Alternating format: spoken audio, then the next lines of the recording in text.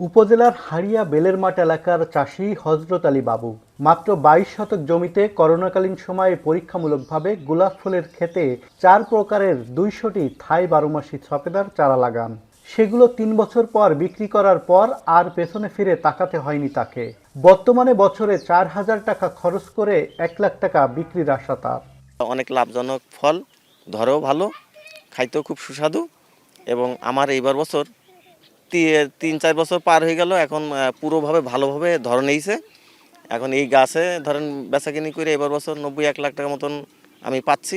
অন্যান্য ফসলের তুলনায় চাষে খরচ কম ও চাহিদা বেশি থাকায় বাজারে দামও ওঠে বেশি। তাই এই অঞ্চলের আরও অনেক কৃষক এ চাষে ঝুঁকছেন। এই ফলটা অনেক সুস্বাদু ফল এবং অনেক প্রচুর মিষ্টি হওয়ার কারণে ছোট বড় সবাই খায়। সুস্বাদু আছে আর এই ধরন সারা বছর থাকে। আমরা হয়তো ২-১টা গাছ লাগাবো। বাণিজ্যিকভাবে এর খুবই লাভজনক। অন্যান্য ফসল পানি স্প্রে তারপরে একবার লাগালে ৫-৭ বছর ১০ বছর অনায়াসে এটা ফল পাওয়া যায়। বেলে দোআঁশ মাটি ও অনুকূল আবহাওয়ার কারণে সফেদা চাষ এখন বাণিজ্যিক রূপ পেয়েছে। উন্নত জাতের চারা রোপণের ২ থেকে ৩ বছরের মধ্যেই আসছে ফল, যা কৃষকের জন্য তৈরি করছে নতুন আয়ের সুযোগ। কৃষি বিভাগের পক্ষ থেকেও দেওয়া হচ্ছে নানা পরামর্শ।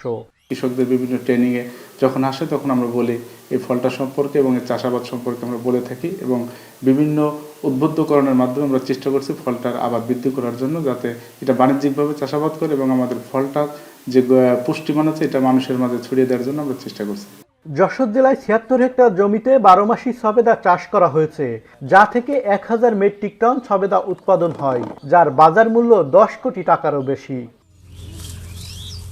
রিপন হোসেন, এখন, যশোর।